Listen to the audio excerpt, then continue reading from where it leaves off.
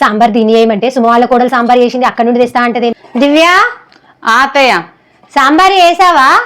అత్తయ్య సుమ వాళ్ళ కోడలు సాంబార్ చేసిందట, మన బీరకాయ కూర ఇచ్చేసి సాంబార్ తీసుకొస్తా.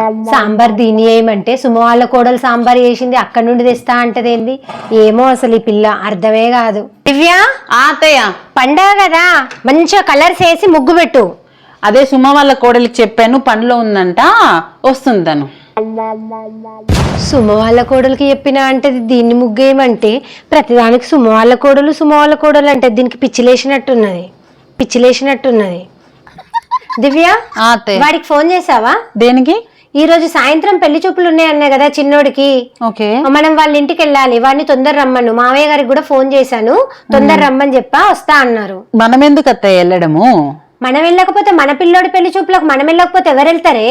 నా పెళ్లి చూపినప్పుడు కూడా మీరే వచ్చారు, మీకే నచ్చి తీసుకొచ్చారు. కానీ నేను ముగ్గేసినా మీకు నచ్చదు, నేను వంట చేసినా మీకు నచ్చదు, నేను ఏ పని చేసినా మీకు నచ్చదు.